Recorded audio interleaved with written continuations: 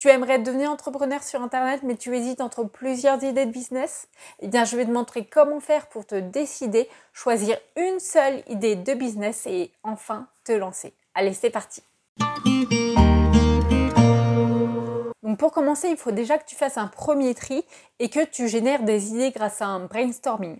Donc ça va rassembler, on va dire, tes talents, tes centres d'intérêt, le format de business, la vie que tu veux avoir. Enfin voilà, il y a tout un tas de paramètres qui rentrent en compte.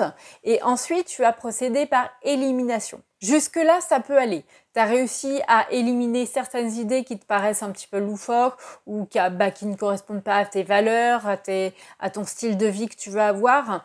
Bref, voilà, tu as sélectionné tout un tas de critères, donc ça, c'est OK. Maintenant, là où ça devient plus compliqué, c'est quand il te reste 2 ou 3 idées de business à la fin. C'est là où tu hésites et tu n'arrives pas à prendre de décision finale.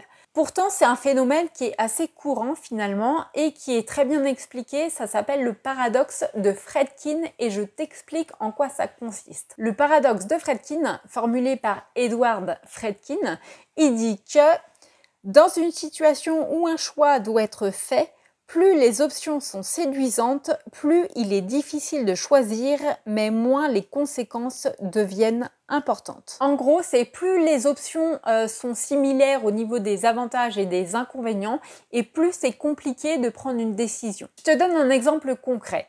Imagine, tu vas acheter un aspirateur et donc tu as sélectionné des critères déjà. Donc tu sais que tu veux un aspirateur balai, donc un sans sac. Tu veux qu'il ait une grande autonomie, qu'il soit léger, qu'il fasse tous les sols. Bref, voilà, tu as quelques critères comme ça.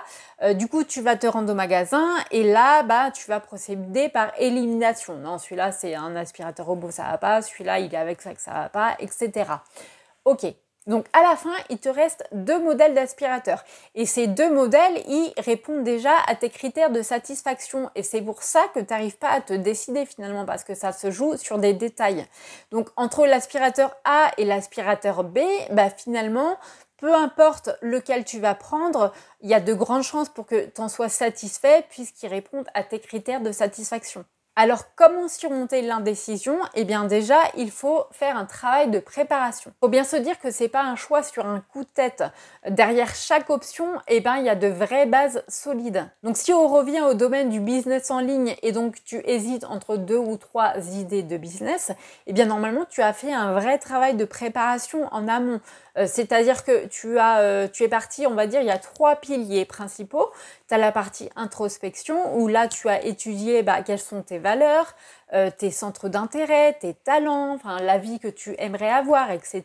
Tu as la partie recherche approfondie de l'activité. Donc normalement, si tu as bien étudié le métier envisagé, eh bien tu sais à peu près à quoi t'attendre. Et enfin, tu as la partie analyse de marché. Donc là, tu as vérifié s'il y avait un vrai besoin derrière. Donc c'est pour ça que si tu as étudié ces 3 piliers correctement, eh bien ça veut dire que tu as fait un bon travail de préparation et que normalement, que ce soit le choix A ou le choix B, eh bien ce sera réfléchi. J'aimerais attirer ton attention aussi sur le fait que le stress et la pression que tu te mets, ça vient plus du fait de devoir choisir plutôt que finalement le choix en question. À ce stade, la réussite du projet, elle viendra pas du fait que c'est un mauvais choix, mais plutôt de la manière dont tu exécutes ce projet. Il est clair et net que si tu ne mets pas toutes les chances de ton côté pour réussir, ça ne marchera pas, quel que soit le choix A ou le choix B. Donc c'est pour ça qu'à l'heure actuelle, choisir, c'est obligatoire pour avancer. Parce qu'en attendant, tu fais le choix de ne pas choisir et de rester dans ta zone de confort. Et si tu as peur de faire un mauvais choix et de passer à côté de ta mission de vie,